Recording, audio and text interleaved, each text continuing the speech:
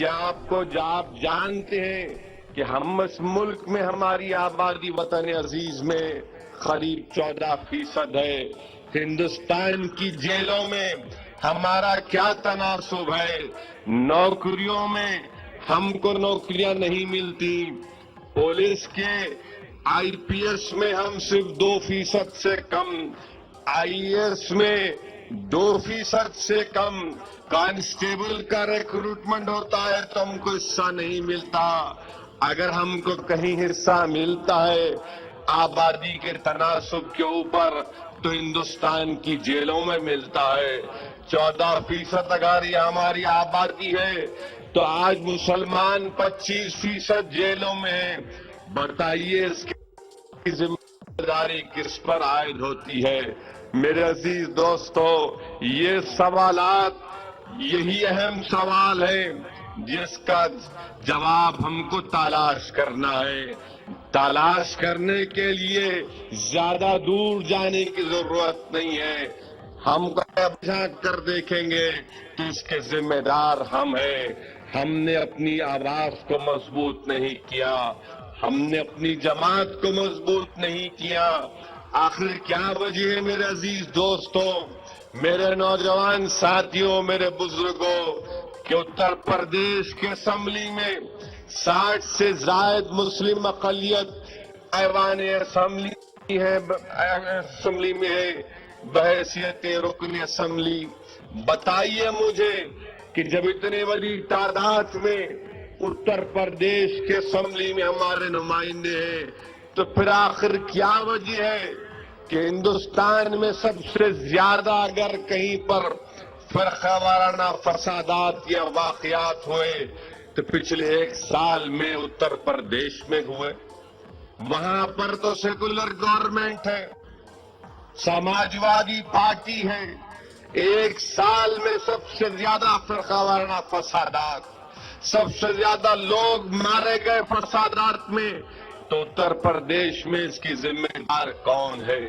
حالیہ دنوں میں ہم نے دیکھا کہ وہاں پر 2 عالم دین جو علم حاصل کیے دارالعلوم دیوبند سے, جن کا ایک کا نام خالد مجاہد, اس شخص بم بلاسٹ کا الزام کہ اس نے کورٹ میں بم بلاسٹ کیا, گرفتار کیا گیا.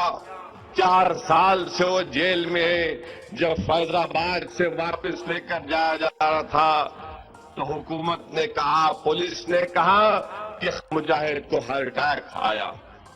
جب اس عالم کے والد نے اپنے بیٹے کی لاش کو دیکھا تو کہا کہ میرا بچہ ہمیشہ کرتا پائجامہ اور سر پر ٹوپی پہنتا ہے, مگر جب مجھے میرے بیٹے کی لاش ملی تو ٹی شرٹ اور چڈی پہنا ہوا تھا. آپ بتائیے کیا یہ ظلم نہیں تو کیا ہے؟ اس کے باپ نے کہا کہ میرے بچے کی ناک کی ہڈی توڑ دی گئی, گردن کو توڑ دیا گیا, یعنی پولیس ہی نے اس کا قتل کر دیا. اور وہاں پر یہ کہا گیا کہ نہیں, ہارٹ اٹیک سے اس کا انتقال ہو گیا. قتل آپ کرتے ہیں اور کہتے ہیں کہ ہارٹ اٹیک سے ہوا, اور پھر حکومت نے وہی روایتی انداز اور طریقہ اپنایا کہ نہیں, ہم سی بی آئی انکوائری کے لیے تیار ہیں, ہم اتنے لاکھ دے دیں گے. تقریر کرے تو ہندوستان سے غداری کا الزام ہم پر. کیا غداری کی ہم ہندوستان سے بتاؤ؟ نہیں, آپ نے تقریر کی تو آپ پر الزام لگے گا, کانسپریسی کا الزام لگے گا. اور پھر پڑوسی ریاست میں وہ پروین توگاڑیہ تقریر کر کے گیا. کیا ہو گیا میڈیا کو؟ میڈیا خاموش کیوں ہو گیا؟ اب تک پروین توگاڑیہ گرفتار نہیں کرتے.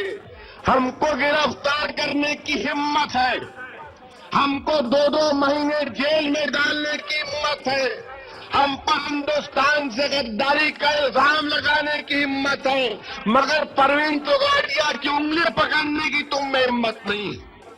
یہ تمہارا قانون ہے, یہ تمہارا انصاف ہے, یہ میڈیا کا پروپیگیشن ہے. اکبر الدین کا معاملہ آیا تو میڈیا نے آسمان کو سر پہ اٹھا لیا.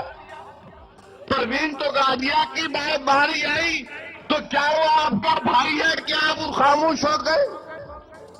کیا وہ آپ کا دوست ہے؟ کیا آپ خاموش ہو گئے؟ یہ انصاف تو نہیں ہے نا. جب قانون اکبر کے لیے برابر ہے تو سب کے لیے برابر ہونا چاہیے. مگر یہ قانون کا اطلاق صرف ہم پر کیا جاتا ہے. دہشت گردی کے نام پر ہم کو پکڑا جاتا ہے. عزیز دوستو، یہ حقیقت ہے.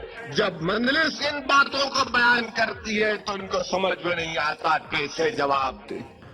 ہم کہہ رہے ہیں ملک کو مضبوط کرنا ہے، ہم ہندوستان کو مضبوط کرنا چاہتے ہیں. آج اخبار میں بیان آیا،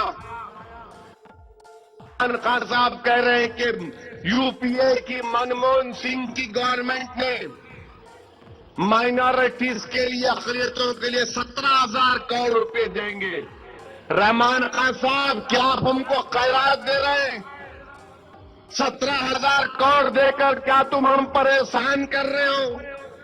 کیا منموہن سنگھ ہم پر احسان کر رہے ہیں؟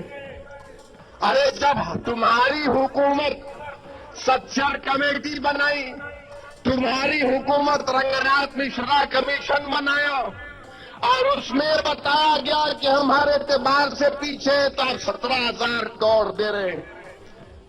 جھوٹ، دھوکہ دے رہے ہیں مسلمانوں.